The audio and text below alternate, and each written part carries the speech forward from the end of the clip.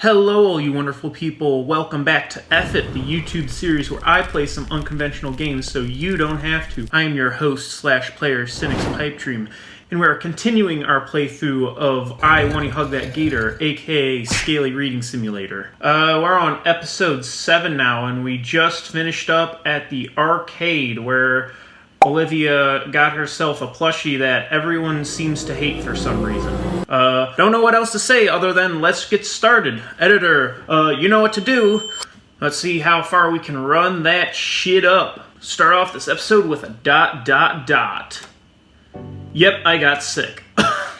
Oh, we ended like the last episode, he's like, oh man, I hope I don't get sick. Also, man, I really need to remember to turn down the volume every time I play this game. Or, I don't know, I could just go into the settings and turn down the volume. I don't know why I don't do that. I've been completely out the whole weekend, sick like a dog. Must have caught it at the arcade. You think? At first it was just a slight headache and a stuffy nose. By Sunday it felt like my bones were made out of paper mache. I couldn't even go to school today. Oh, the horror. You missed school. You couldn't get beamed with a dodgeball at gym class again. Damn. Man, this sucks. Oh, god damn. I shouldn't have ignored the signs. The rapid weather change isn't helping at all either, between the pollen and chills. Worst part is, I'm falling out of practice. I've tried on and off every hour to watch... God damn it. To watch a drawing tutorial, but within minutes my consciousness is overtaken like a fog and... here we go. My consciousness is overtaken by a fog and I retreat back to bed. At this rate, I'll never actually have the skill people thought I had at the beginning of the Wow, we're off to a really rocky start. At the beginning of that contest. Between the sunlight obscuring clouds and my own bouts of unconsciousness, it feels like I've been sick for weeks instead of just days. I would have asked my parents for some help. But they still had work, and the most help they could be was simply calling into school to let them know I was sick. Damn. I finish off the cup of medicine I had made and go back to my noodles. The only reason I'm even conscious right now is because I figured some soup would help with the splitting headaches. And I made sure the pantry is stocked full of cup ramen. Damn, what happened to your baller jacket? Is that the first time? Oh wait, no, he was in like a gym uniform one time. I guess this is his third outfit, which is a blanket, maybe? That looks a lot like something I have. Hey, what's up guys, I'm Minko and I'm sick as hell. I made sure the pantry is stocked full of cup ramen. I shovel even more instant noodles into my mouth as I lay splayed on the couch, trying to watch whatever's on the TV. Eventually, I decided to let the salty goodness aside in favor of scrolling through the notifications on my cell phone. Of course, I got a few dozen from Damien. Bless his heart, he's been giving me an hourly play-by-play of the school day. Wait, you're not even in, like, any of the same classes as Damien. What is he even telling you about?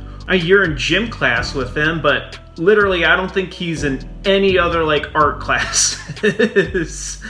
Is he, like, telling you how his day's going, or his classes? Or lunch, or it just seems kind of weird. Got a few messages from Liz too. She's also filling me on the school. Same thing! What is she saying? Is she telling you about her duties as a treasurer? Albeit not nearly as often as Damien. Even Olivia messaged me, and I feel oddly soothed as I read her well wishes. I suddenly get another notification, this time from Ben. It's a PDF of my homework, followed soon by a simple get well soon animated emoji. Aren't I popular? I'll be sure to thank them in person when I'm better. Another wave of fuzziness washes over me, so I pop a few flu meds and chase down with another gulp of the lukewarm chicken broth. 3 days of being sick as a dog, and it's only occurring to me that I haven't seen any sign of... Huh? I thought I already got my grocery delivery today. Or was that yesterday? Damn, you get groceries delivered to you? I think... also, assuming where you are, I would say you are definitely well off. And you got like a room with a view too. Is that the ocean? You have an oceanside... you live in an oceanside house. That is insane. I think Olivia was right when she said you live in a mansion. Whatever. I pushed myself upright on the couch-turned-sickbed, uncaring for all the styrofoam noodle cups and plastic wrappers that fall onto my carpet. Wow, I really let things get out of hand. My head is spinning as I make the arduous 20-foot journey. I check at the peephole and nothing is there. Or maybe it's a small child. Try as a scout. Oh, someone was at the door? Oh wait, hang on. There was like no bell or anything, right? I'm not going deaf. Triasa Scout cookies sound awesome right now. One hand works to undo the locks while I'm focusing on finding my wallet with the other. Damn poofy sleeves! If they weren't so Sup, you dead yet? Hi, who invited you to my house? Wait, how did you even get here? Did you just roll your way down the sidewalk? Shouldn't you be in school? Olivia? What are you doing here? In spite of her cheerful greeting, Olivia shifts side to side in her seat, and her knees totter together. Mr. Iadkin wanted me to give you the project worksheets for his class. She pulls her backpack up from behind her chair and reaches in, drawing out a manila envelope and waving it in my face. The dizziness intensifies as my eyes attempt to track the rapidly moving object in front of them.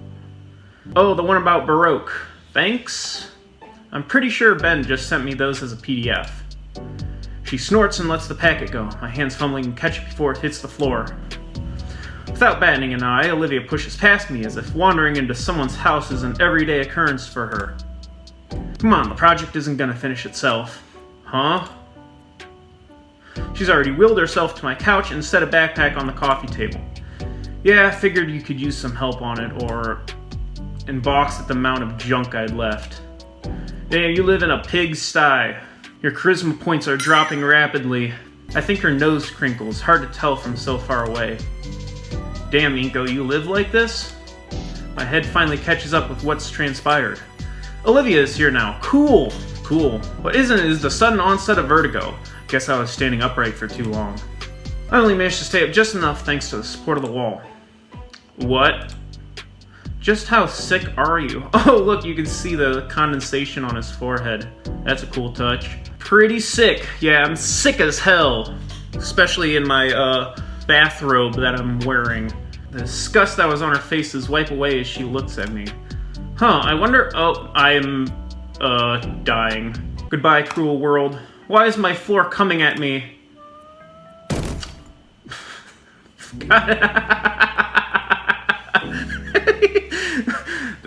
I'm just gonna pass out now. Owie! After my impromptu tumble, Olivia had done her best to pull me up and get me to the couch. My robe did make it easy to drag me across the smooth floor of my house. Okay, forget the project. What project? Attaboy. I can't tell if the dizziness is new or not. Olivia's already started picking at the trash mountain, moving what she can into a grocery bag. Watching her with my vision going... Also, man, this is really uncomfortable with my, I put my headset under my hood, and it was just like pushing all on my head. Watching her with my vision going fuzzy only intensifies the vertigo. I grab a can of soda from the half-empty case on the table, along with a bottle of cough. Are you... Soda and cough syrup. Are you making... He's making lean. If you don't know what lean is, I think wasn't it like popular in like 2015 or something? Anyways, here's a description of it. It's bad. I can't I can't make a can opening pop sound with my mouth. There, that's better. I upended the can and bottle in the glass I've been using all weekend, watching the delicious mixture slowly become my panacea. In the glass a good swirl to ensure the best final product, I grin and gulp down my alchemedial masterpiece.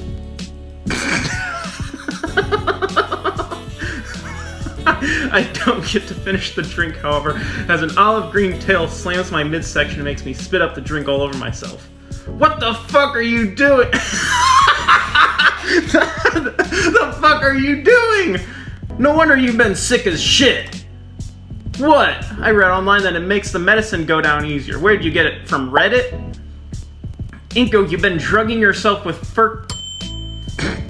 with fucking purple drink. Purple drink. Drink. I mean, yeah, it's purple and I drink it. No fucking shit, dude. Holy crap, how are you alive? Oh, the smell of my spat up drink irritates my nose. I feel my stomach roil from both the impact and forced purging. There's this urge to retch, feeling all my energy drain away. Blurg. I feel completely spent again. Oh, I'm dying. Goodbye, cruel world. I did this to myself. My vision swims and the world turns counterclockwise.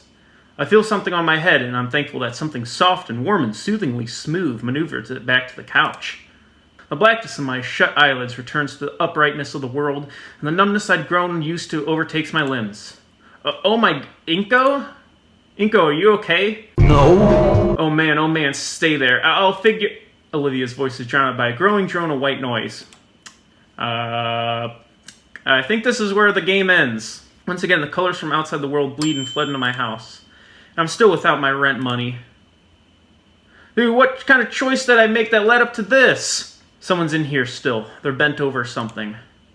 Hey you, what's going on? Oh my god. What the fuck? Funny Gator girl on wheels. Is this still my house? Where the fuck are we? Is that supposed to be fucking Inko on the phone? Hang on, I'll try to help you out. Jesus. So big hugs. I Wani hug. What's going on? Who is this? Where's Lucy? Where's my daughter? Is that a Taken reference? If man came from monkeys, then how does Coach Sully exist? Your guess is as good as mine. I mean, I gotta go with big hugs. It's been 2 episodes since my last hug. I'm experiencing withdrawals. I want it, I need it, and I desire that. Don't say anything. You're completely incoherent. Damn, that's Oh, hey, that's, the mouse, or rat that she has. Ah, I'm blanking on its name. What the fuck's its name? Name. God damn it, this is bothering me. Incoherent. That's my name. Before I can say anything, my being fades into the void. Finally, I'm dead. The sweet release of death. ... Oh God. My head. What year is it? Wow, you got up real quick for being sick. I sit up and glance around the room. Mom and Dad aren't back yet, even though it's 6 o'clock. Some business meeting, huh? Wait, no, what's that smell? Dang, something's cooking. Smells nice. Guess Mom is home. Wonder what the occasion is. Normally it's just reheated whatever. I put the couch pillows back the way my parents like them and head into the kitchen to see what's up. Wow, Mom, what spells good? Hi, you're not Mom. Shit, sorry. I didn't know you're still here. Oh man, I passed out on you, didn't I? The assignment, it's fine. You feeling any better? Oh, are they not around very often? Yeah, they're usually busy with work stuff. Both have busy but well-paying jobs. I'm fine, don't worry. If you say so. Olivia looks down at the slow cooker and fiddles with one of the dials. Actually, are you? Do you really not have anyone around? No aunts, grandparents, no nothing? I shrug. Like, my mom's gone and my dad's a whole nother story, but at least he stuck me with the pains. In that way, I guess you're worse off than me somehow? The last part she spoke was quieter, and with her downcast face, I can't help but feel that I wasn't meant to hear it. Well, yeah, you have your folks, but I don't think it does much good comparing our situations. I'll just have to be a better parent for my kids. Olivia flinches. I don't know why, though. Isn't that what everyone wants? You plan to start a family? Yeah, of course. What about you? My dad really wants me to. He knows he's pretty far from ideal. He's told me before he hopes I can make a family work, like how he couldn't. It would be nice, but I mean, it's probably not gonna happen. I think it can. Well, after you collapsed, I panicked. I had to call Miss Payne to ask her what to do, if I should call emergency services. She said when this happens to Damien, she just makes him shepherd's pie and waits for him to sleep it off. I had to route through your fridge to find out you have jack shit in terms of ingredients. And your appliances, too. I thought a place as upscale as this would clearly have an air fryer. But all I could find was a slow cooker, so I threw the vegetables that hadn't expired into it with some stock. Should be good for your sinuses, at least. I vaguely remember something along those lines. I stepped closer to Olivia, peering into the glass window of the cooker. I didn't even know we had half of whatever's in there. Really? Why would your parents buy this kind of stuff just to let it rot away in the fridge? My mom does like to cook, but she doesn't do it very often. I wish she would. The green gator snorts. You know, I'm only spoiling you because you're sick. It's not that. I just miss dinner, you know? Sitting around the dining room table and talking to each other. We don't really do that anymore, except maybe on holidays. Olivia winces. No kidding. Sorry to pry. I can't help but sigh as I think about my lackluster relationship with Mom and Dad. It's alright. Anyway, I didn't take you for the culinary type, Olivia. The awkwardness of just standing and staring gets to me, so I choose to take a seat at our island table. Well, I mean, cooking is also an art of itself, and Olivia seems to be a very artistic person with her drawing and stuff, so I guess cooking comes naturally to a creative person. Man, these chairs are surprisingly comfy. This is actually the first time the table was even used since we moved in. Thinking about it, Olivia's gotten me a lot of firsts now. Kinda wish Mom would make dinner again, like before she got that promotion. Olivia hums to herself as she moves towards the fridge, pulling out the egg carton and scowling after checking it. How often do you get groceries, Inko? Well, I was just waiting for a personalized grocery delivery that was going to be delivered right to my door, but then you came here. I ordered some earlier. Actual groceries, not that junk. What, you don't count like a 12-pack of sodas and a bunch of cough syrup as groceries? Oh. God, that's such a waste of money. Well, if you're as rich as Inko, then money isn't really a problem. Imagine if you could cook the food you like. I try to, but my head starts getting a bit lighter. Though now I could practically taste the salivating smell coming from the cooker. Is that why you're in home ec? There's another low hum from her as she considers something. I want to be ready when I had to have a place of my own. It's actually relaxing. Just keeps my mind and hands busy when I'm alone. Plus it's either this or, you know, bother Miss Payne all the time. Ping! What, that sounded a lot like the ding that I used for the sloppy speech counter. Editor, compare them.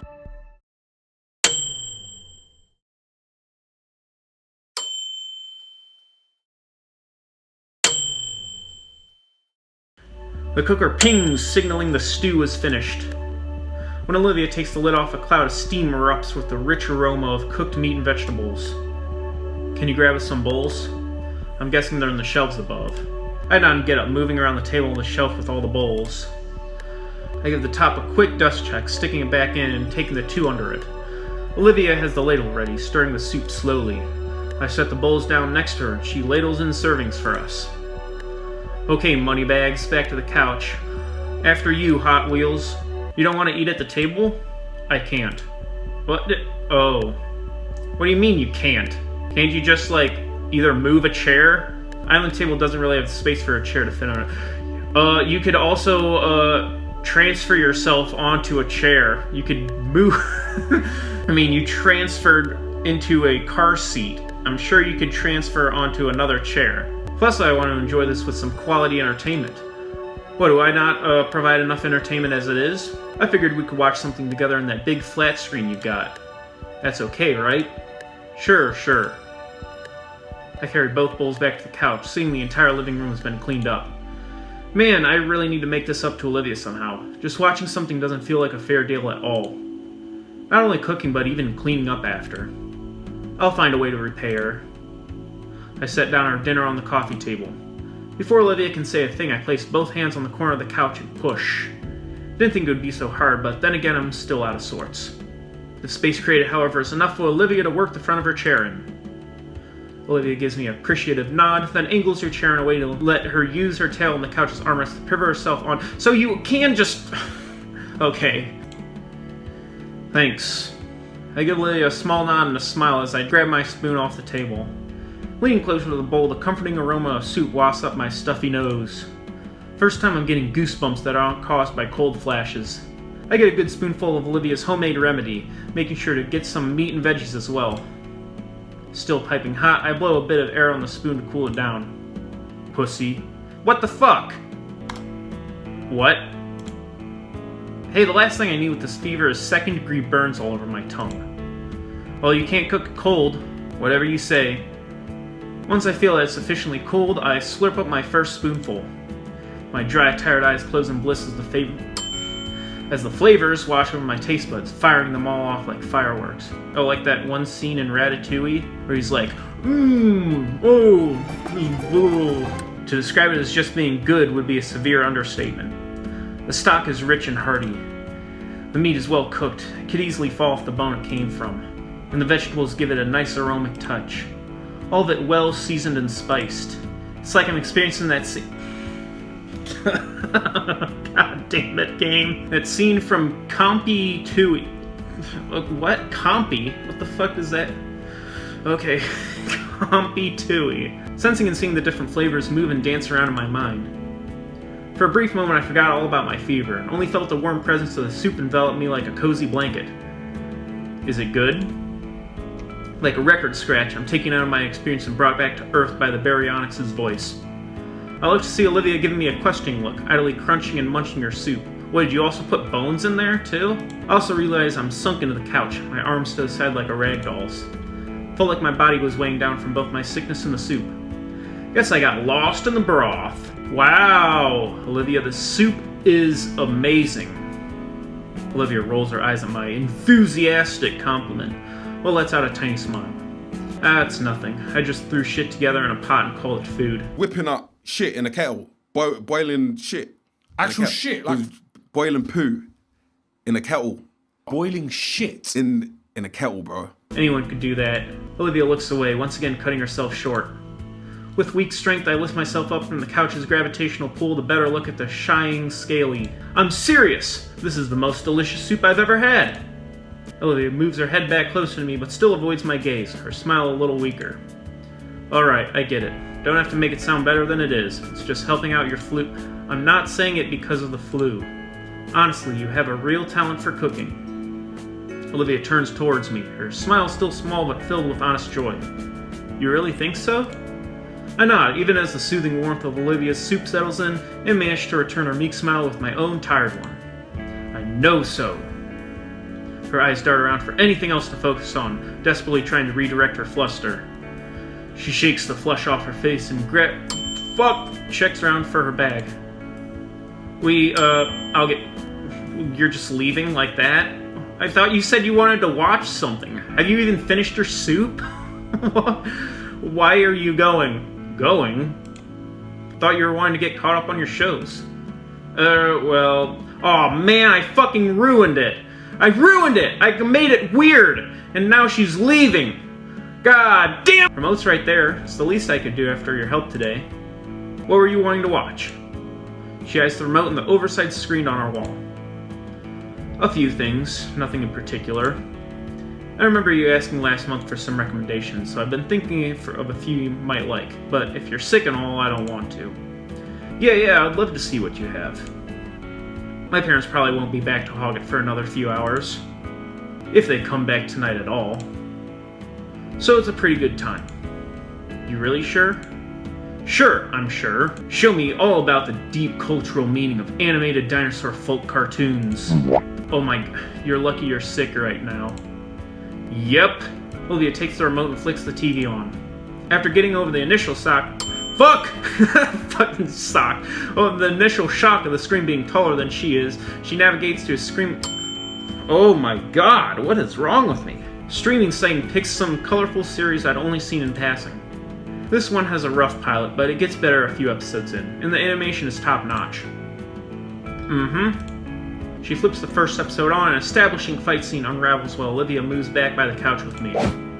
Then, to my surprise, she hefts herself out of her chair and onto the cushion next to me. I move my arm out of the way to make room. Oh, sorry, should have asked. Of course you're welcome to sit. I know, but thanks. We focus back on the show. Well, I do. Olivia's glancing my way after every joke and expensive shot to analyze my reaction. And when it's not for that, it's a forewarning that something a bit cheesy was about to happen. Eventually, the first episode closes, the heroes are ready to begin their journey, for real, in the following one. The credits scroll and Olivia swishes her hair aside with her fingertips. Claw tips? So, yeah, it's pretty good, I guess. I don't know. What do you think? I liked it, yeah. Really? Well, I got the whole season! You want to see more?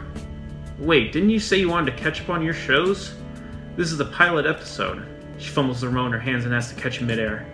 Well, yeah. Just figured you should know what's all going on so you're not lost, you know? But if you want to keep watching this, that's fun too. She quickly pushes the button to start the next episode without my response.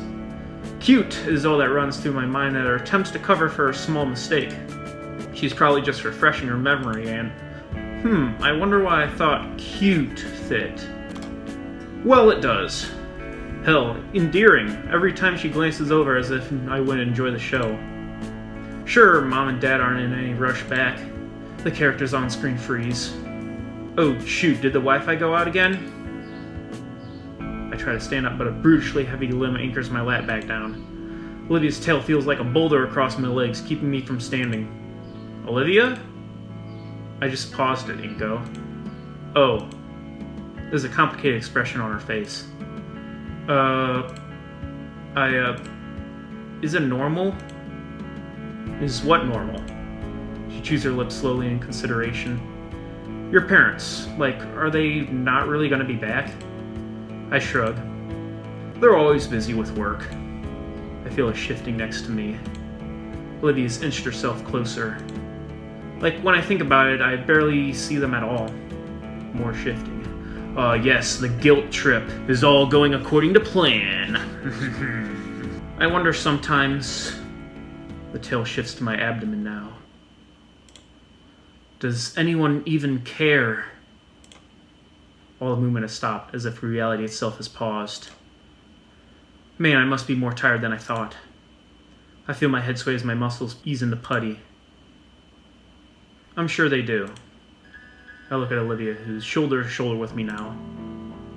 I mean, Dad's kind of the same. Olivia chews her lip as she considers her words. He's always busy too. The whole reason I live with my godparents is because Dad has to travel for work. So he doesn't...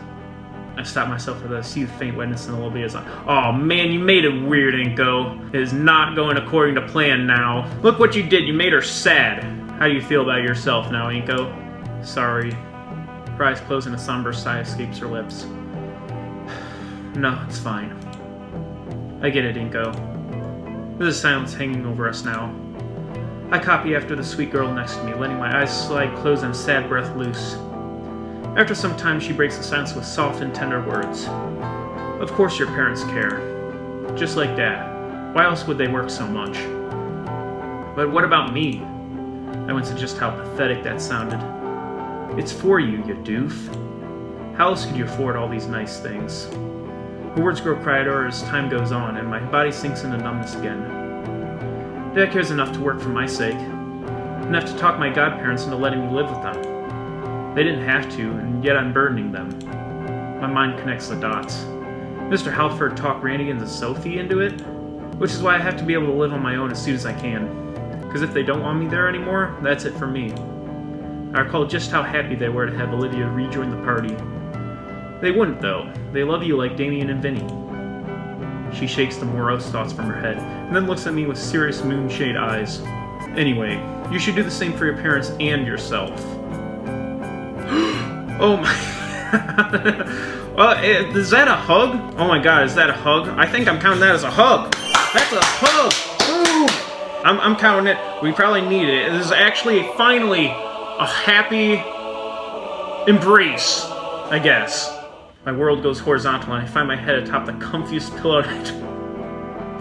Those aren't pillows I'd ever felt. I nod, and the nod becomes a nuzzle in a said pillow. Above me, Olivia yelps. I try and turn to see what's wrong, but something falls atop my head and keeps it in place. Nothing. A soothingly cool something rubs across my head, drawing me further and further into restful peace. Along with the gentle caresses, a deep vibrate. Fuck! A deep bravado emanates from somewhere, resonating in my entire mind. Okay. With the lulling touch and tone, my eyelids grow heavy. ... By the time I wake up, Olivia's gone. I check my phone for the time, only to realize it's 4 in the morning. I can't help but groan as I sit up on the couch, but instead of feeling horrible like I had the past few days, I felt surprisingly well. There's no doubt that I have Olivia to thank. Hell, I might even be able to go to school today. Wonder if any of the soup is left. She probably left it in the fridge, right? I shuffle over to the appliance and open up the door, allowing my eyes to adjust to the light. It only takes a second for me to spot a Tupperware container filled with a delicious meal. Nice. I'll have to ask her for the recipe sometime. ... Thanks to Olivia's advice in cooking, I'd finally made my recovery and returning to school, and also not poisoning yourself anymore with lean. And I'm glad to be back. I feel like I missed so much while I've been gone. So much I needed to catch up on. I mean, I did manage to finish all the assignments that Ben had sent to me. But I feel out of the loop with other things, like gossip about me. Damien tried to give me the rundown of it all during PE. I'm still in shock over how bad some of them got. Up to cartel drug running and FBI's most wanted. Did that happen to, like, other schools? Because I had never, like, experienced that at other schools. There was no, like, gossip about people, like, being gone. What, he wasn't even gone for, like, a week, right? It was just, like, a couple days. That might be a little bit of an exaggeration there. But, I mean, these are dinosaurs that, like, kill each other over lunch, so... I don't think that's even possible in just a week. The end of class bell rings throughout the school, signaling the start of lunch. Speaking of, as everyone in class is packing up their things, Mr. Atkins speaks up. Alright everyone, make sure you complete the assignment by next class. You all have a wonderful rest of your day now. Oh, and Inko. I stop to mention my name as I throw on my backpack. Could you wait a moment? I have something I wish to speak to you about. Yeah, of course. Olivia looks back from the classroom entrance, waiting for me. Don't wait up on me. I'll meet you at the lunch with you. Fuck! I'll meet you at the table with the others. With a shrug and a nod, Olivia wheels herself out the door and down the hall. Everyone else leaves the classroom until it's just Ayatikin and I. Please, have a seat. I take the seats closest to Ayatikin's desk, putting my backpack down as well. Mr. Ayatikin himself gets up out of his chair and walks around his desk, leaning against it. So, I'll be quick about it. I got a job that needs doing. Up. You missed assignments and need makeup work, and I need some extra help with something. Something I think you'd be very interested in. Some good friends of mine are getting married in a few short days, and they've hired me to be their photographer. And given the excellent learning experience, child labor, I thought of you. Me? Yes, if you want to, of course. I could always call in some associates to help me out, but I thought adding in some extra credit would sweeten the deal. What would we be doing? There's a broad smile on his face and a distant look in his eyes. Well, you'd be my apprentice in this case. You'll not only be helping set up more elaborate photos, you'll also be doing a lot of independent shots. You mean I'll be taking my own pictures? Yep. In fact, you'll be using my SLRs and lenses for this to keep all the shots uniform. The idea of finally getting to use something like Mr. Atkin's $1,000 Kavon makes my head swim. So, what do you say? Interested? It certainly seems like a hefty task, even if Ayatikin would be there to help us. Then again, Ayatikin wouldn't be offering the job if he didn't think I was capable of doing it. This would technically be my first official photography gig, and a wedding shot to boot. It sounds so daunting yet enticing. I would love to. Alright, sounds like a done deal. So after school today, we could talk about it more later. For now, we should be getting along to lunch. Thank you, Mr. Ayatikin. I give the teacher a nod and grab my backpack. Just as I head out the door, my curiosity gets the better of me. So, who's the lucky couple, if you don't mind me asking? The school nurse, actually. The husband-to-be is also a good friend of mine. Huh, neat. I make a mental note and give my well wishes to the nurse if I see her before the wedding. But we didn't even see the nurse in the first episode. when we were in the nurse's office. I wonder if she was, like, ever mentioned. Editor, look through the script. Was she mentioned? With that, I wave Mr. Atkin goodbye and head down the hallway. Wait, Friday? I was gonna practice painting then. Oh, I wonder what's more important. Painting, something that you hate doing, or photography, something that you want to make a profession? Why are we still looking at Iatican? I already agreed to go. Even if I didn't, it's real photography. It's not even a question which I should do, but geez. Oh, there he goes.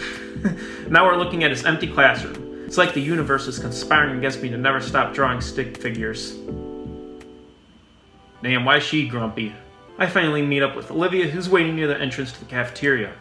The grassy green girl is leaned over, a sour pout scrunching her mall clothes as she eyes the passerbys. Oh, now she's not. When she notices I've moved into her airspace, she perks up immediately.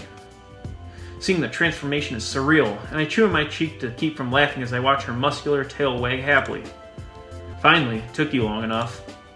Yeah, sorry that took so long. You didn't have to wait for me, by the way. I can manage waiting if it means eating with you. I can feel a smile tug on my lips just from hearing Olivia say that. Mind if I push your chair in? Using me as a battering ram through the crowd now, huh? Yeah, something like that.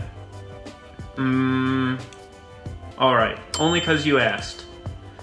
But give me your backpack, I'll use it as a shield. Oh, when I grab the handles, Olivia moves her tail up to grab my wrist, like at the arcade. Ooh, I wonder what's gonna happen to those poor innocent dinos. Alright, charge! Yes, ma'am! Bowling! Ooh, boo! Damn, you just killed like 5 people. What is the kill count of this game already? I think like 2 people have already died prior to this episode, and now like 5 died here. I start marching through the crowd of unruly and famished teens clamoring for their daily meal. Olivia turns her head to me to say something. So what happened with Iatican? You in trouble or something? Huh? Oh, nah. Iatican just had a proposition for some extra credit. Really? What is it? He wants me to join him at a wedding and help him out with a photo shoot. Says he thinks it'll be a good learning experience. Oh, well, that sounds pretty interesting. Did you take it? Yep, could be a good way to hone in on what I know. Plus, that extra credit can help make up for the time that I was sick. You mean when you nearly overdosed on that cough syrup cocktail you made? Holy crap, what was that? Another glitch. Oh god, now there's 2 of them. Yeah, that. Wait! Oh, what? I didn't say anything. Crowd's too loud here. The Baryonyx chuckles to herself. I'm left rolling my eyes, letting her claim victory in this exchange. By the time we got our lunch, it's a simple matter of locating Damien and Liz by the telephone pole neck. For whatever reason, they're at a more sequestered table today, and when we arrive, oh my god, when we arrive, it's pretty obvious why. Oh god, it's me, Mia! What the fuck is she doing here? Took you too long enough. Yeah. I expected more from Olivia. Something more graphic. Instead, Olivia rolls herself the rest of the way, taking her designated spot at the head of the table. I take the spot adjacent to her, all while keeping a wary eye on the pink Parasaurolophus. It seems like Mia's rage against me has simmered down over time, but that air of uncertainty and uneasiness still wavered around her. The best I could do is act friendly. Hey, Mia, is there something you need? Need? Nah, I'm just here to catch up with my good pal here. While the red-scaled menace turns toward Olivia, her own eyes remain locked on our soggy chicken she's eating mechanically. I thought you were asking Liz for her homework, though. That too. Ah, right. Here, guys. A pair of soda cans are rolled down the table, and I thank Raptor Christ I'm able to catch both before they ram into my tray of questionable lunch meat. You guys were taking a while, so I grabbed the drinks today. No, you didn't. Mia gave those to you. Well, she did it because I thought about doing it. She's trying to bribe you for the math answers I helped you with earlier. Lizzie, I can't believe you would imply something like that about me. But it's true. Hey, free soda is free soda, man. At any rate, the real reason I'm here is... Say, Olivia, you leave your phone at home or something? People's trying to contact you all day. Oh. Olivia pulls her phone out from her jacket pocket. I catch a glimpse of her wallpaper, a comic portrait of Guts. Oh, it's Guts! That's the name. I can't believe I forgot the name of Guts that she'd probably doodled. Yeah, I ran out of service for the month. What the hell? You don't got a proper monthly plan? I got more important things to be doing than this, you know? If they want to see Olivia so bad, why send you and not just show up themselves? Shut it. Okay. Who's so important for all this anyways? Who do you think? Ben. Ben wants to talk to Olivia. Why does he want to talk to Olivia? Is this 20 frickin' questions? How the hell should I know what's really going on between my boyfriend and Hot Wheels here? All that matters to me is if Livia's here is gonna fix it or not. I'll think about it. Ugh, whatever. I'm out of here. Smell you later, Gator. After a while, Crocodile. Mia storms off, leaving Olivia looking very sour. Things alright with Ben? Olivia rests her arms on the table and slumps her head in. I don't want to talk about it. Where'd her bright mood from before go? Well, anyways, Damien, you really shouldn't condone cheating, even with something as simple as math homework. But you helped me out with it. That's different. I helped you with it and I think you're getting something out of it. Like the answers! What I mean is, in comparison, Mia's just trying to be lazy, and she's only cheating herself. What's the issue then? What's the issue? Yeah, I get free soda. Someone you hate tricks herself into staying stupid, and everyone thinks they win. It's great. You scare me sometimes, Damien. Guess I'll have to ask Ben what's going on if I see him later. In the meantime, Olivia's disposition only gets more dour. I try to think of something to help her cheer up, but I keep coming up with dead ends on just what would work here. There's gotta be something. I can't just leave her in such a sour mood. Oh, how about that? Hey, so what's the deal with your phone background? Oh, you noticed it? She flips her phone on and shows me her background. Aw, it's a little doodle of Guts. Yeah, I drew it up the other day. Got the curves just right first try, so it's pretty cool. The curves of a rat? I'll bet. Is he with you today? Nah, I left him home. How often do you bring him? Not often. Maybe once or twice a semester, and even then it's just when I'm bored. Didn't she say she, brings him on, hard days or, particularly rough days? Like the contest, awards ceremony? Although once he was just in my hoodie when I left for school. Unexpected. It was. Here, I've got some pics saved. The screen displays a small creature sat atop a desk with a skinny tail clutched to its chest tightly. I don't know why, but he holds his tail like that all the time. I feel Damien and Liz hovering behind me, their eyes locked onto the adorably fat creature on the screen. Oh, his fat rolls. That's what she got right. I don't know who coos, probably Liz, but Olivia rolls her eyes and swipes to the next picture of the cute rat now on a transparent ball and looking confused. For the remaining minutes of lunch, we just sit huddled around Olivia's phone and tranced by our sweet little rat as it did the most mundane things. Yet, Guts' method of doing them was way more undeniably cute, and that's what really got to us and made time fly faster than we could even notice. ... Ding dong, bing bong. I blink a couple of times and stretch my arms and legs as I get up from my desk.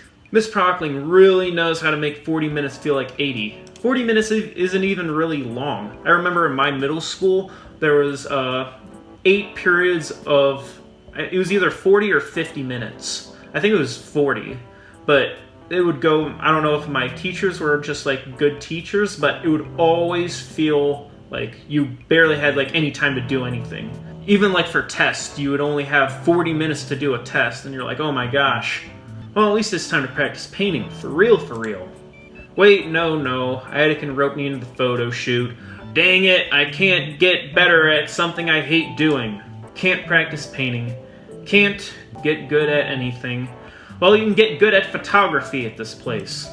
Why is it every time I try to actually improve, something like this happens? At this rate, I'll never get good enough to get a real following. I haven't gotten to actually have a whole afternoon to practice at all. Still, there's no way in hell I'm missing this. I ended up meeting with Ben and Nyack, and right as he was locking his classroom... Oh, Ben got roped into this as well. Well, our teacher made the assignment, internship, apprenticeship, the contract for child slavery. While he had made it all sound simple, I was still subjected to some paperwork. Something about liability waiver or something. You know, in case something happens to us, like a surprise attack by 5 teenagers in multicolored spandex. I wonder if that happens often. We still filled the form out as the instructor gave an overview of what exactly Ben and I would be doing. Wow, what a nice place. I think that's also like a picture of just a place. Editor, can you find out anything about that? Is this like an actual place? There's a few structures out here, save for one at the edge of the cliff. Ben's the first one out of the cramped car with an armful of telescoping black stands. I follow his example, unloading the vehicle. Alright, you two, you remember what you're doing tonight? I like that it's just a PNG of a camera on their chest. Yes, sir. After we set up a photo station in the corner of the hall, we'll be taking turns walking to the reception taking pictures of the guest. The guest. The one guest that is at this wedding. Perfect. I'll be with the wedding party the entire time. So if you need me, just look for the gaggle of similarly dressed women screeching and you'll find me. He grins as he helps carry the last of the lightest equipment from the trunk. Remember, this is actual work, so be polite, be efficient, but most importantly, have fun! Ben and I sit upright and pay attention, ready for any order our teacher will give us. Have fun! But, trust me, the clients will appreciate it more. What but? What were you butting? Are you not here to have fun, Ben? Finally finished with the unloading, I inhaled the mixed aroma of ocean and flowers. While I find the scent energizing, Ben seems to have the exact opposite reaction. His brows pinch together in disgust as he tries in futility to fan away the air with one hand while covering his nose with the other. I think I'm gonna be the sick one next with this weather. At least the view's great. That, it is, yeah. Mr. Anakin leads us through a small garden out front into the reception hall. Wow, what a nice place. Are those people? Oh no, those are wine glasses. I thought those were people. That looks like a head there. You can't blame me. I thought those were like waiters or something. It's a spacious wedding tent adorned with all sorts of flora and high-end lighting keeping the place warm and lit. Okay, you guys know how to set up here. I'm gonna get to business. Yes, sir. He leaves us, stepping into the ongoing ceremony with a prime camera and tripod. Ben and I exchange a single glance before we both resign ourselves to the daunting task. First on the list is the telescopic stands for the cameras. From experience, it doesn't take us too long to get those in place. Next are the reflectors and strobe lights. Strobe lights? What are we gonna like, just strobe people? All packed in heavy cases that have to be hauled inside. By my third case, I'm already exhausted. Shoot, I thought gym class would have prepared me for this. Bzzz. My phone buzzes. Might as well take a breather.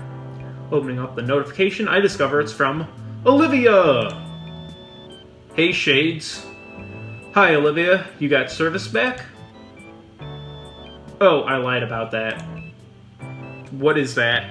Oh, it's a sideways, Inko going like...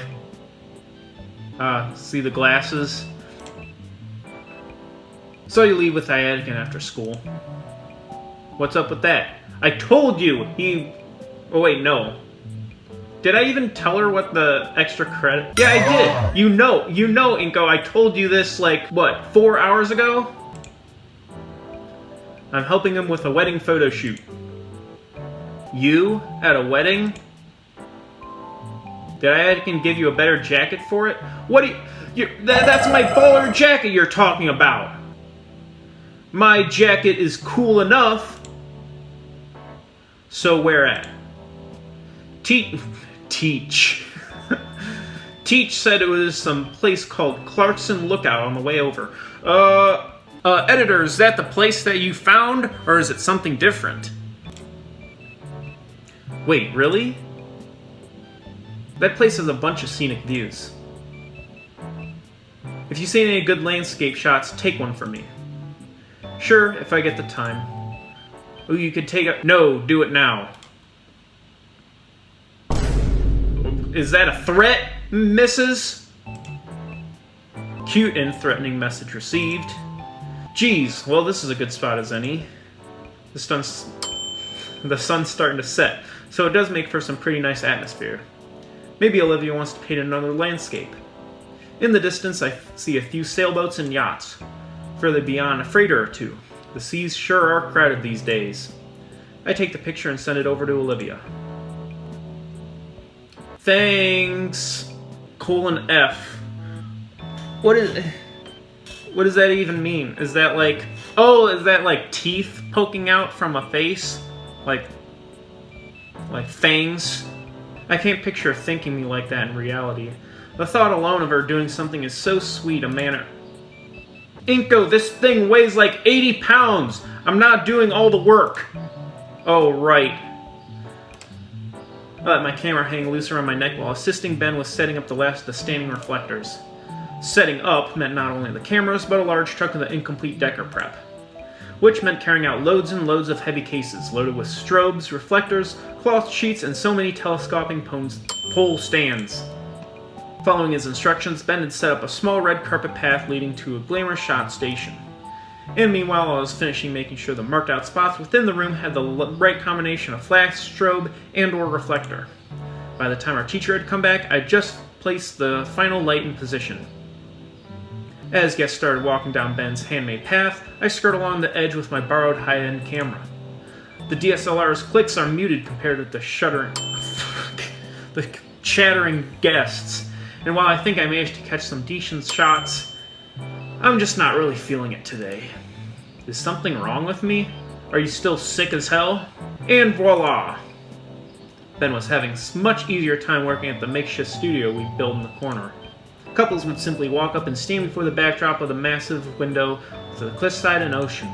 And Ben had the brilliant idea not only set up by Attikin's lone camera, but also his own as he captured the couples from 2 angles at once. He looked happy with each and every shot he took, and the people always chatted him up right after. And here I am, doing my best not to scowl as I look over the blurry shot I had messed up. Blurry because my hands are shaking. I guess I'm nervous. I hadn't noticed till now that my main messaging app had been going off. So, is it going well? Hardly. I think Ben's turning into a competition. Are you winning? Are you winning, son? No, not really. Beat him for me? That wasn't a real message. Yeah, why is she acting weird? Is she drunk? I try to ignore my phone for now. I don't think anything will calm my nerves at this point. That feeling of anxiety only grows as time marches on. I can't seem to get any one picture just right, and Ben zooming around as efficiently as he is isn't helping. Well, that's not all. Olivia's messages are just throwing me off. Just break his flashing stick thingy, lol. Then his pics will be super dark.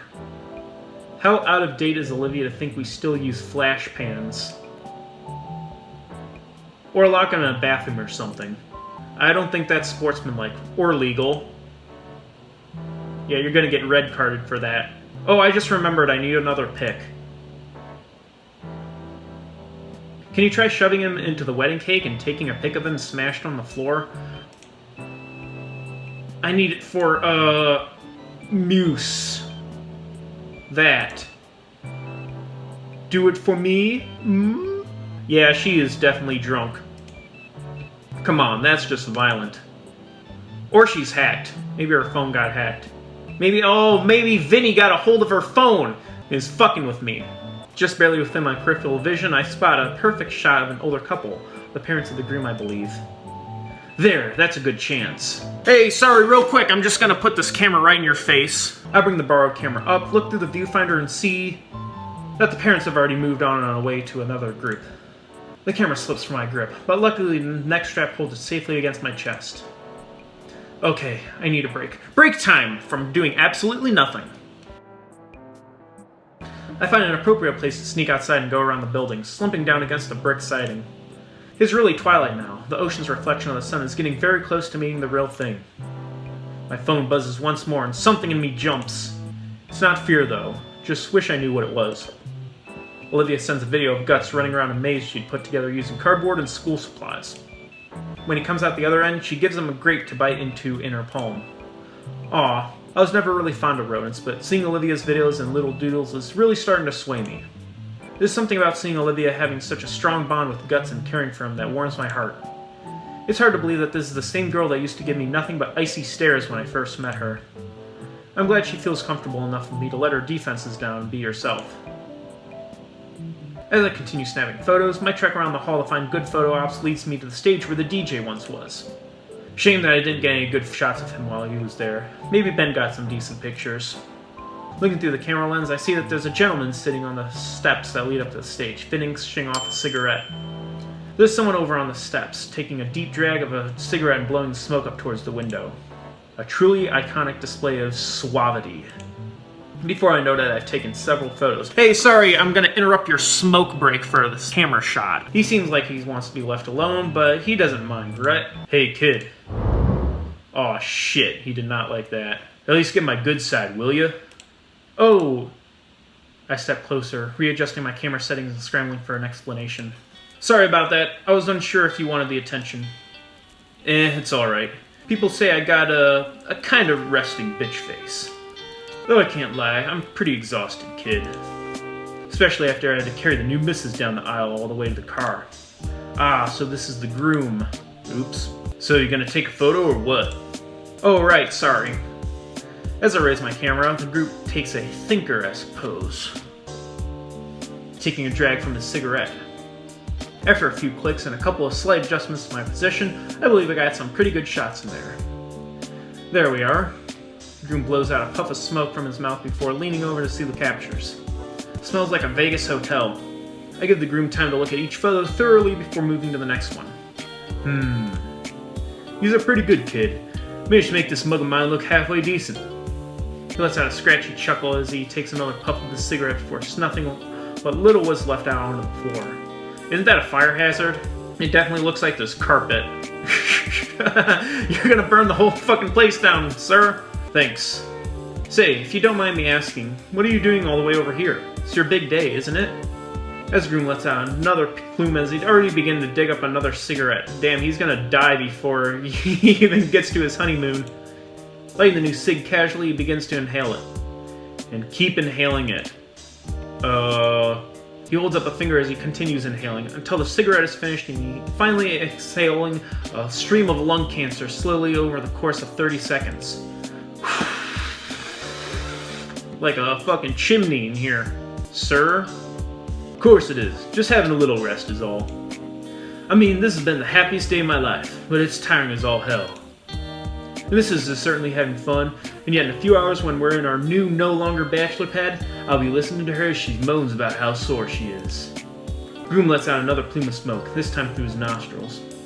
But hey, if that's the price I gotta pay, holy matrimony and all that jazz. Definitely feels like the groom is laying it on a bit thick to who is essentially a stranger to him, and yet I can understand what he means. You know, you've been going around the whole reception snapping photos. Why don't you take a break too? I've taken like 3 breaks after doing nothing. He motions his hand in the nearby stage as an available seat. I settle myself on the stage as the groom then fiddles with a small packet. Looking closer, it's a still sealed pack of cigarettes. Holy shit, this dude is actually gonna die. Trent told me about you, you know? Who? Your camera teacher, or whatever he's called at your school. Says you're a good kid and all, though a bit clueless. Hey! The groom lets out another guffaw as he cracks open the pack of cigs and plucks out a fresh cancer stick. Was that your 3rd one? His words, not mine. How do you know him? We've known each other for ages. He actually helped me meet the missus. Funny how that works out. Whoa, Mr. Iatican was your wingman? I mean, he does have wings, so I guess the title suits him. He always hated how I told him that. I'd given him a lift to some field trip he had to chaperone. Don't know why, he could have taken the school bus. But as soon as I got there, I met the rest of his co-workers, including my would-be wife. Taro tricked me into also chaperoning too, saying I could use the time to get to know her better. Geez, maybe I should be asking him. Well, no, I can't. Can't what? Nothing important. Have a teacher tell you how to court a lady friend, right? Hey, no. Another one of his students. Your classmate, yeah? It's not like that. Oh, come on. I know you want to talk about girls. That's always fun. Humor me a bit. She's just a good friend. Oh, how would she feel if she found out you're friend-zoning her? The words taste bitter on my tongue for some reason. Sure, kid, sure. We got a few more minutes of quiet while Bridezilla and her maid's murder fight over that bouquet. I quickly glance over to see a woman twice my age wielding a folding chair like it was a battle axe. Trent can't help you there, but I can. So this good friend of yours, what's she like? Well, it's a bit of a complicated history. Oh? I mean, when I first met her, she was very cynical and sarcastic. Well, she's still sarcastic, but in a lighthearted way. Even with her friends, she was a little distant. But when she's painting or gushing about some franchise or obscure anime, there's this unashamed excitement and passion in it. I haven't met anyone with that kind of energy before. Once you get to know her, she's just nice under it all. That everything? Well, yeah. I think she drew me carrying her once. Well, shoot. He slides the ring off his finger and holds it up to me. You want this? Sounds like you need it more than me. Kidding, I'm kidding. But dang, seems pretty cut and dry to me. Never had a crush before? Not on anyone I know personally. Your folks together? Yeah. They love each other too, yeah? Yeah, I guess they do. You guess? It's complicated. They're around so little, I don't even know what their love looks like, how they interact. If they even love each other at all. They never told me their story, why they're together. Anything that would prepare me for the future was outsourced. As far back as I remember, wherever my parents weren't around, there was a screen nearby. And they weren't around often. I've always had that little electronic friend in my pocket telling me how great I was at everything. That's been my only help to get through life. All the best ways to have the best friendships, hobbies, romance. But it feels worthless now. I'm not prepared. I don't even know if what this is love. This guy seems to think so, though. He'll help me out. I see him putting some words together now. Let me give you a little anecdote, kid.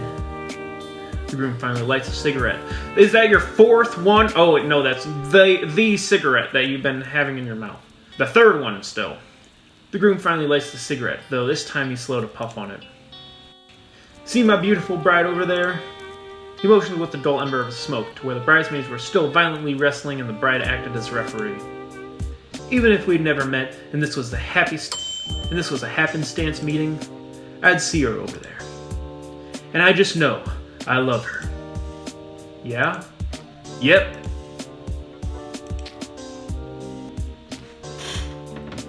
What the fuck? Hang on, interrupt this program with a dead spider on my desk that just like rolled onto my desk. What the fuck? This is my handy dandy bug catcher. Might as well give everything a little clean while I'm here.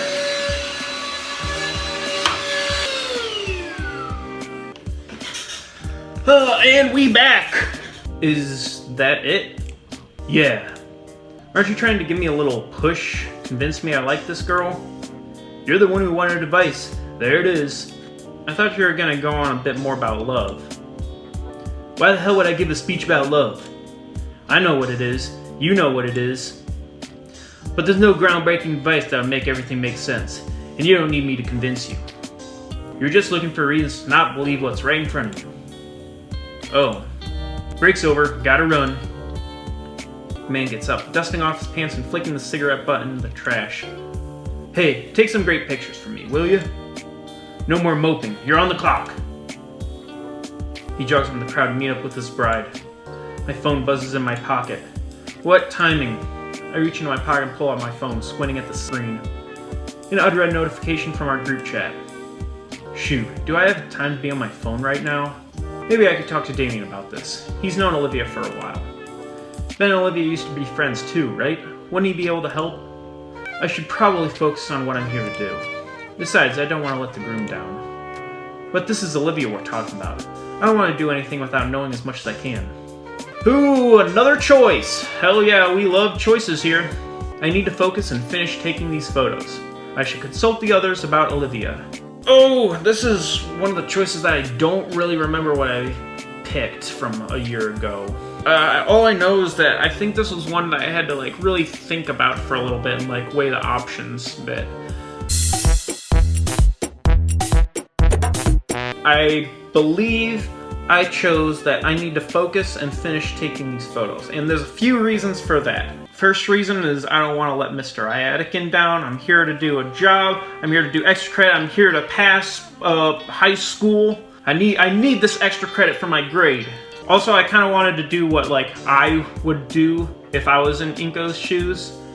I feel like just not doing anything and being like, I'm sure I'd be like caught. This would be what, my like 4th break from doing camera work. I figured consulting the others, I could probably just, if I really wanted to do that, I could do that some other time. Hell, even after I'm done taking these pictures here.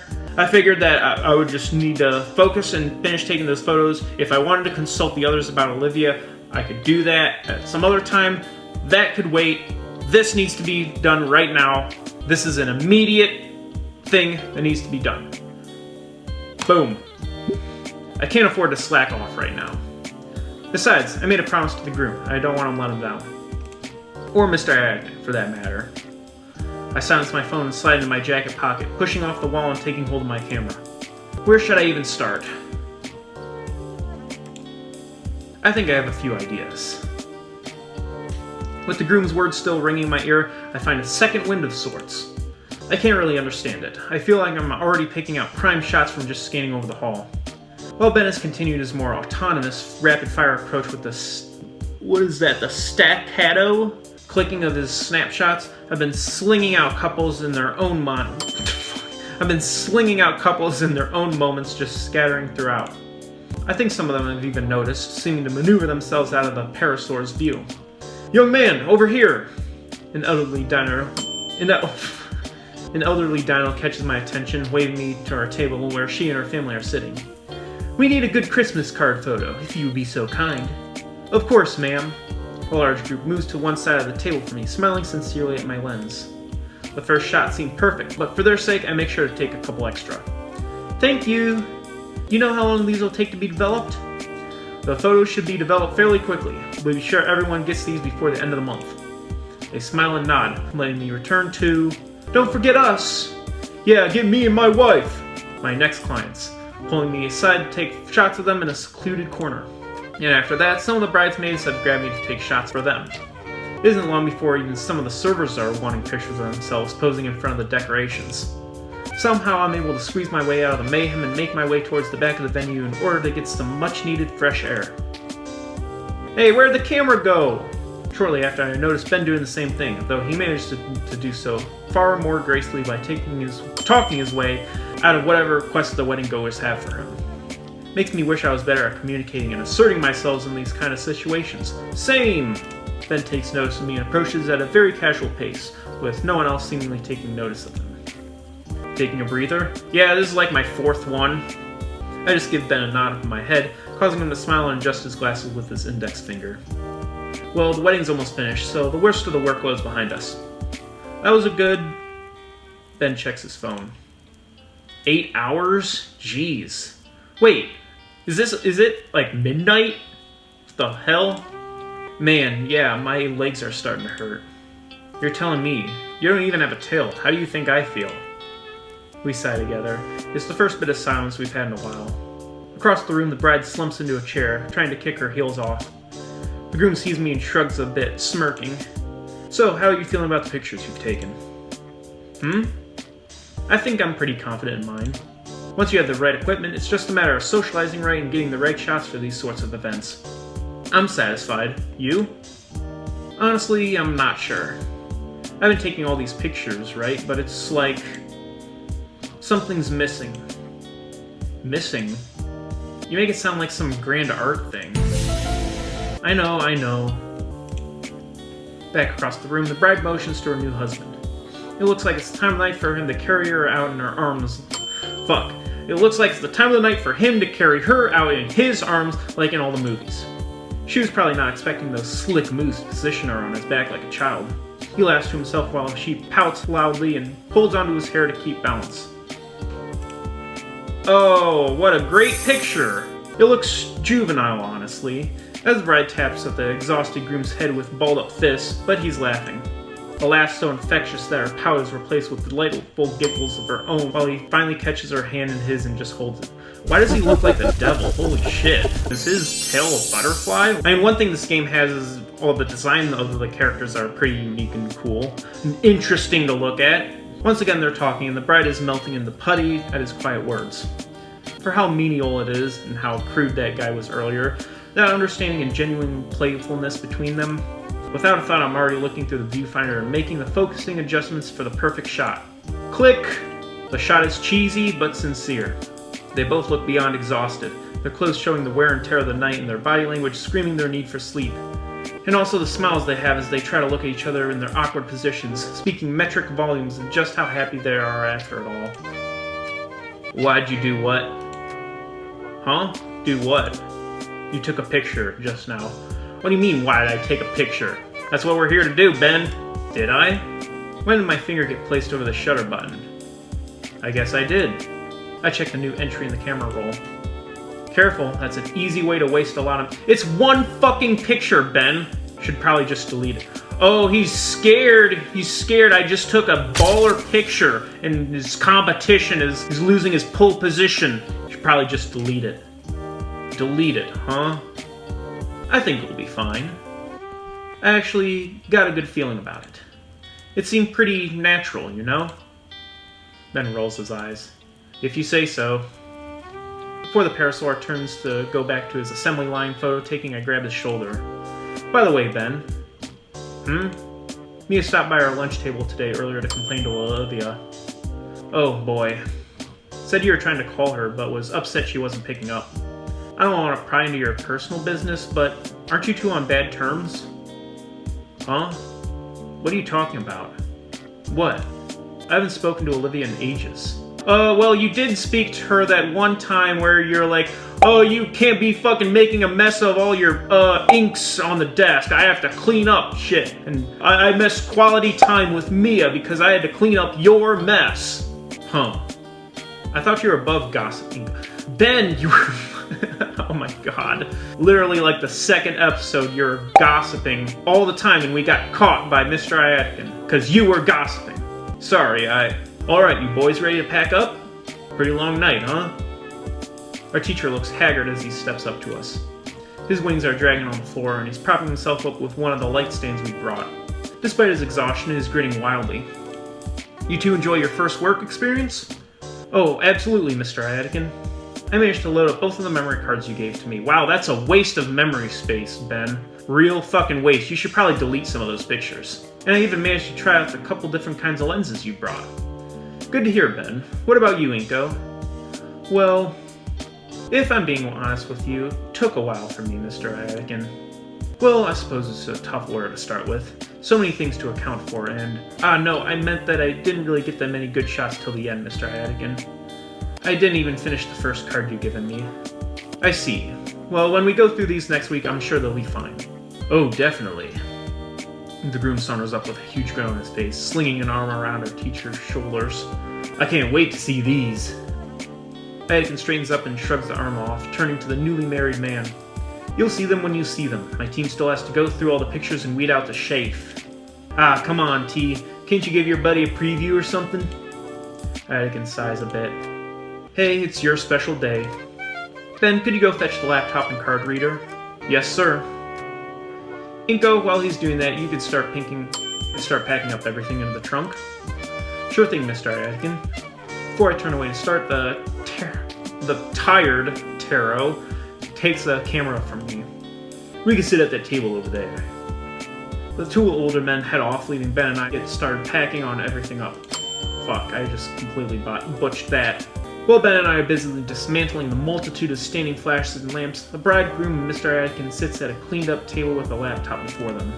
I can't really make out what they're saying, but I can kind of tell based on the way the three switch between tiredly focused and laughing loudly.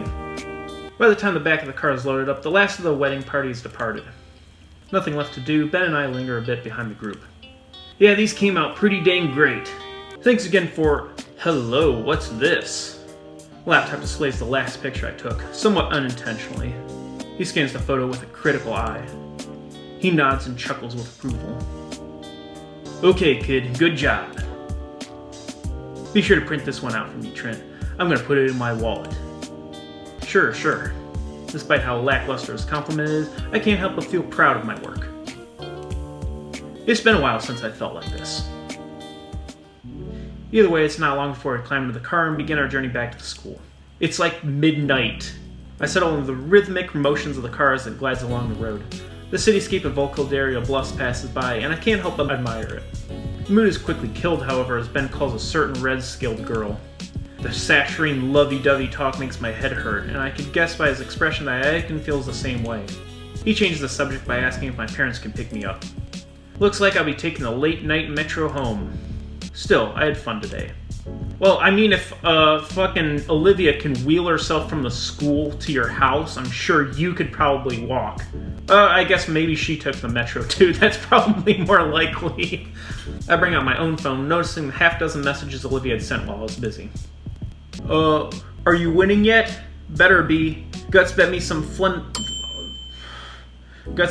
sunflower seeds that Ben would win. Am I in the void? What is going on? Why am I not in a car?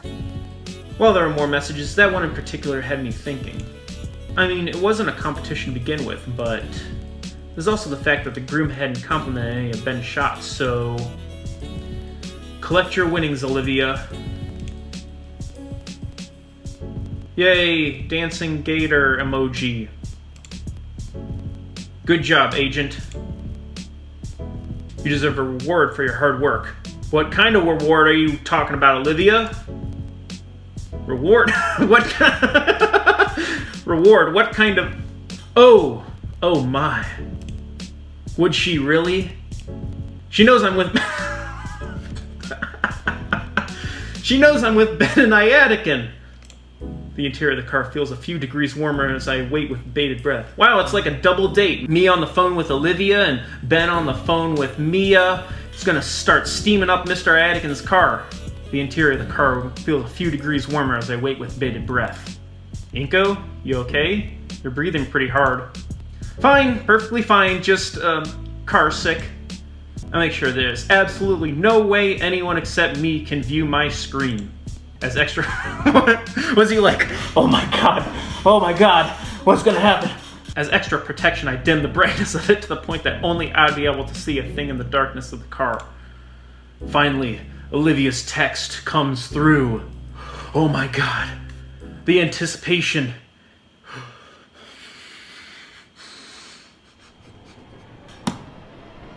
I hold my breath before opening my eyes to see. Hey, I'm the #1 big boy. Woohoo! Right. Loading image. Oh, dancing gator emoji. Mr. Adikin, I think Ingo's about to vomit. Not in here. In hindsight, I should have seen that coming, seeing as I'm in love with her and all. Wow, he finally said it. Congratulations, Inko. You're finally improving. Damn my hormones. And that is where we'll end off episode 7 of I Wani Hug That Gator. As always, thank you all so much for watching. If you didn't check out my 1-year anniversary video, like I said, I'm planning on taking a small hiatus from the main series of EFF IT, just because I feel like we need a little bit change of pace. And a visual novel story like Wani is somewhat slow, maybe not like the most entertaining thing to watch. I feel like I want to get into games that like I am actually like controlling a little bit other than just making choices. I feel like those would be like the most entertaining or like the ones that have a lot of replayability. I guess there's not like a whole lot of replayability in terms of like watching a YouTube video on this. It's just like going through it in order, but like I said, that doesn't mean that we're not going to see Inko or find out what's going to happen between him and Olivia. We're just taking a small, maybe like couple month, maybe 3-month break just so that when we come back, our palates will be cleansed and we'll be able to finish up with renewed interest, if you understand my drift. In the meantime, we'll be going into some of the mini EFF ITs, so games that I'll be able to complete or don't need multiple episodes to go over. So yeah, that'll be the next in the series of EFF IT. It'll be basically like a spin-off. So, until then, thank you all so much for watching. As always, I'm me, Cynic's Pipe Dream. I love you all, and I appreciate each and every one of you for watching my videos and this fun little YouTube channel that I got going on here. As always, have a wonderful rest of your day, and take care.